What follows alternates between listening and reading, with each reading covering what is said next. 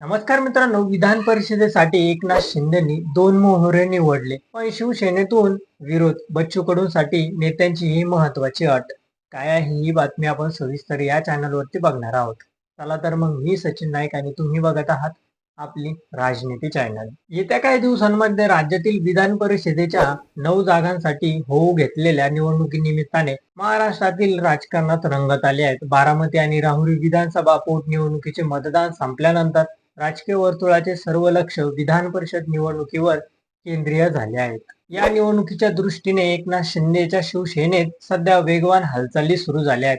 या निवडणुकीसाठी एकनाथ शिंदे यांनी उमेदवार म्हणून विधान परिषदेचे माजी उपसभापती नीलम गोऱ्हे आणि बच्चू कडू यांची नावे अंतिम केल्याचं सांगितलं जात होतं. मात्र आता या दोन्ही नावांना शिवसेनेच्या अंतर्गत वर्तुळातून प्रचंड विरोध असल्याची माहिती समोर आली आहे. विधान परिषदेच्या 10 जागांसाठी येत्या 12 मे रोजी मतदान होणार असून सकाळी 9 ते दुपारी 4 या वेळात मतदान प्रक्रिया पार पडेल. त्यानंतर लगेच त्या दिवशी मतमोजणी होऊन निकाल जाहीर केला जाईल. विधान परिषदेमध्ये निवडून येण्यासाठी एका उमेदवाराला 28 मतांचा कोटा आवश्यक असतो. शिवसेनेच्या विधानसभातील संख्या हे 57 असून विधान परिषदेची दुसरी जागा निवडून येण्यास कोणतीही अडचण नाही. मात्र या दोन्ही जागांसाठी शिवसेनेतील अनेक नेते इच्छुक असून त्यामुळे आता नीलम गोऱ्हे आणि बच्चू कडू यांच्या नावाला पक्षातून मोठ्या प्रमाणात विरोध सुरू झाल्याची माहिती सूत्राच्या माहितीने मिळत आहेत. सूत्राच्या माहितीनुसार नीलम गोऱ्हे या नावाला शिवसेनेतील काही मंत्री आणि नेत्यांचा विरोध आहे.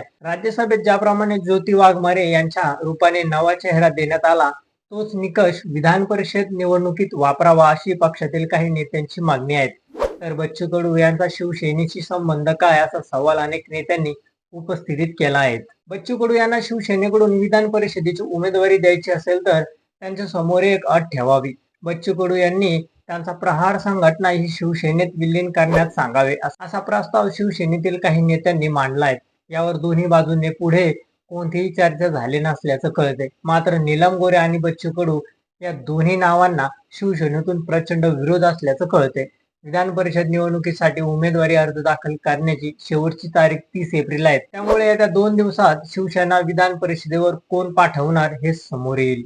मग विधान परिषदेच्या निवडणुकीचा संपूर्ण कार्यक्रम कसा असणार आहे याकडे आपण थोडं लक्ष देऊया. निवडणूक अधिसूचना जारी करणे 23 एप्रिल 2026 रोजी होणार आहे. उमेदवारी अर्ज भरण्याचा शेवटचा दिवस 30 एप्रिलला असणार आहे. उमेदवारी अर्जाची छाननी 2 मेला असणार आहे. उमेदवारी अर्ज मागे घेण्याची अंतिम तारीख 4 मेला होणार आहे. मतदानाची तारीख 12 मेला असणार आहे. मतदानाची वेळ सकाळी 9 ते सायंकाळी 4 वाजेपर्यंत असणार आहे. मतमोजणी 12 मे रोजी सायंकाळी 5 वाजेपर्यंत चालणार आहे.